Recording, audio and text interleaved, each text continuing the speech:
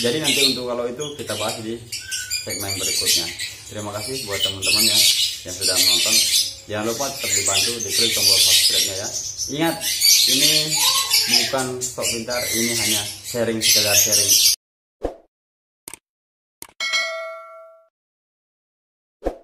Assalamualaikum warahmatullahi wabarakatuh.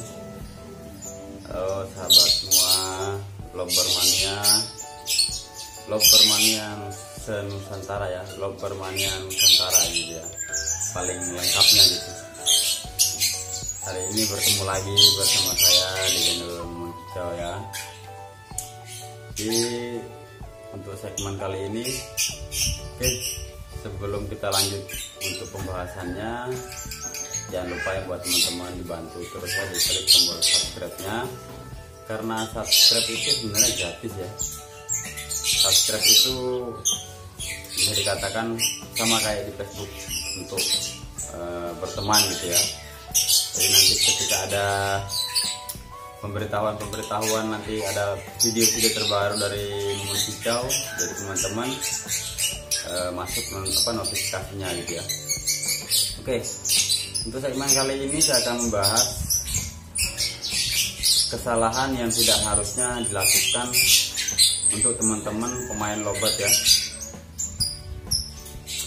Itu kesalahan maksudnya gimana Om? Nah, gini Om ya. Terkadang saya itu ketika di lapangan, di tempat lomba, ya pokoknya tempat latihan gitu ya, saya sering mendapatkan, kalau dibilang kesalahan itu seperti teman-teman mungkin ya, teman-teman yang baru-baru main lowbat gitu ya. Ya saya juga sih baru-baru main lowbat, cuma kan saya sekedar sharing-sharing ya, sekedar berbagi gitu ya. Yang harusnya tidak perlu dilakukan, mereka lakukan gitu ya. Harusnya itu dijaga, dihindari gitu ya. Seperti apa sih Om? Kebanyakan ini itu ya. Jadi ini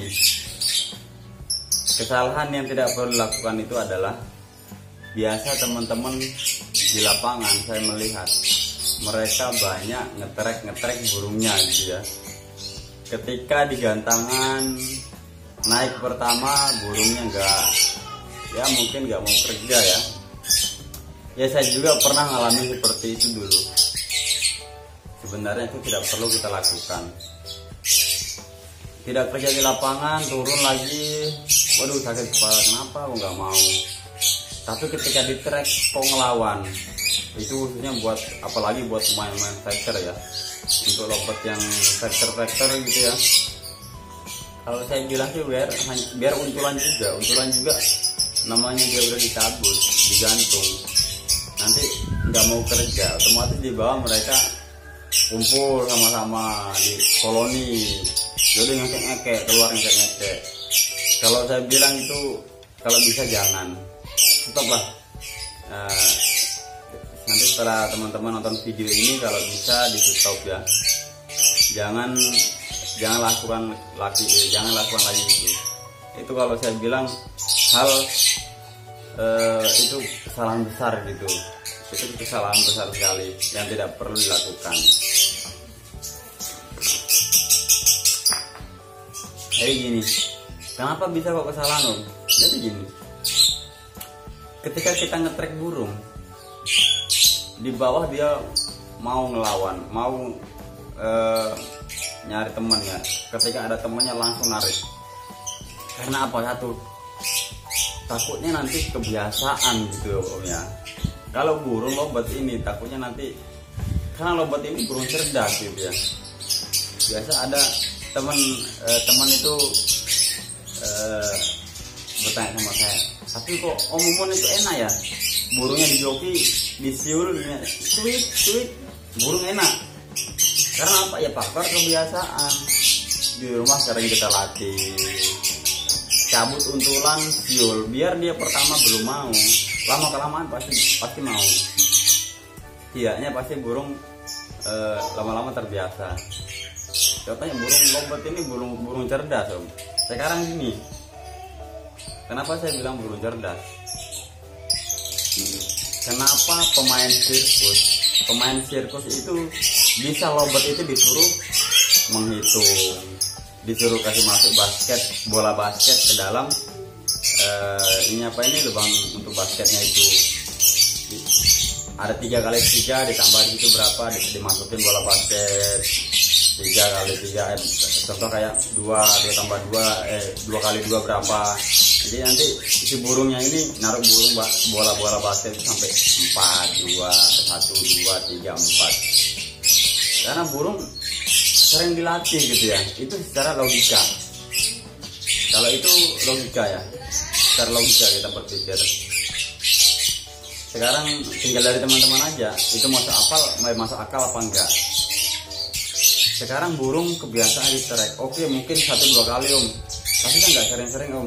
Ya kalau bisa kalau bisa itu dihindari, jangan dilakukan.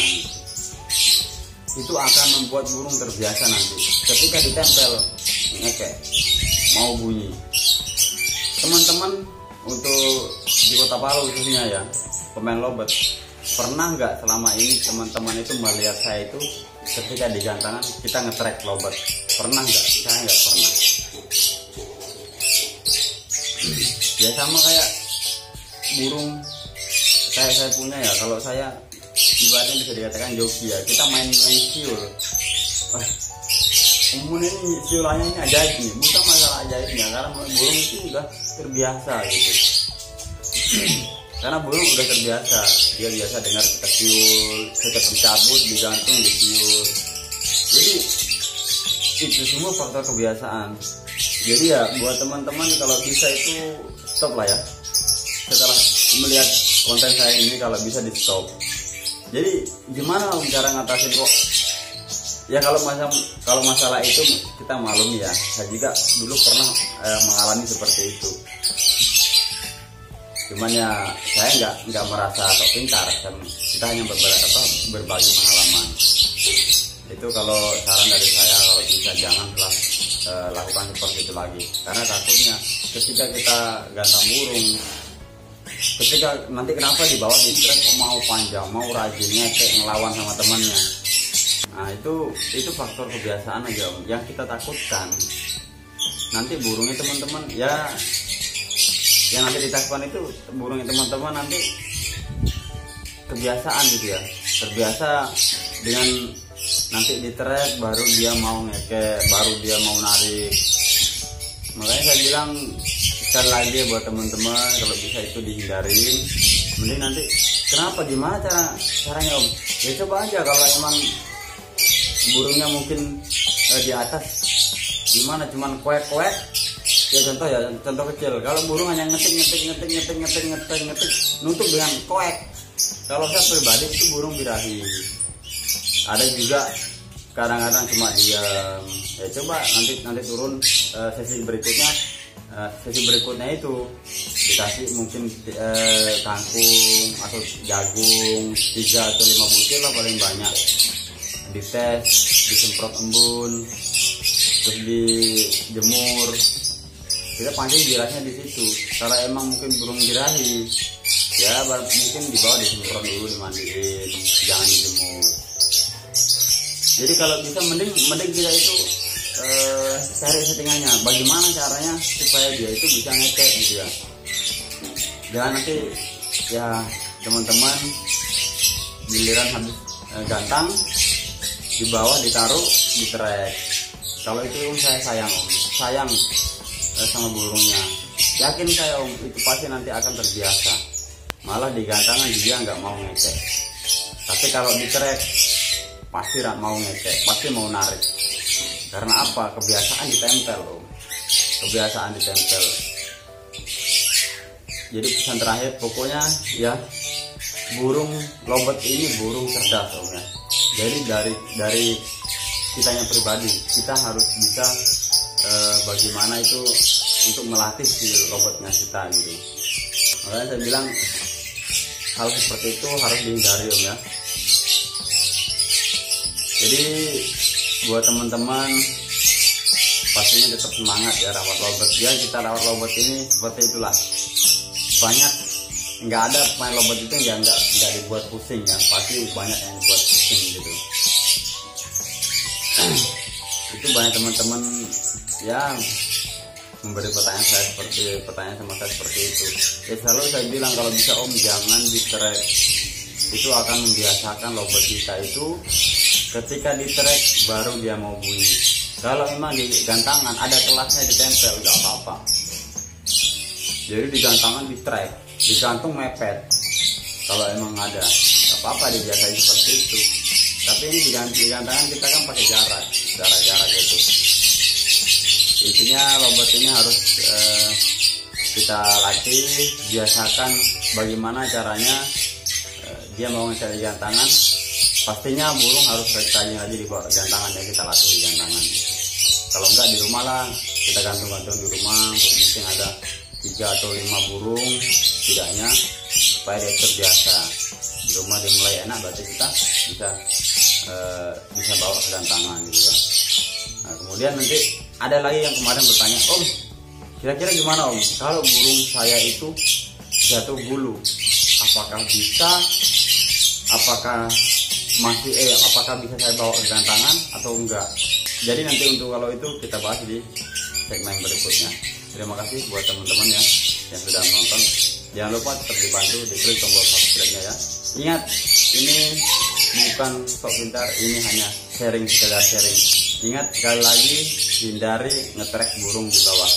Assalamualaikum warahmatullahi wabarakatuh.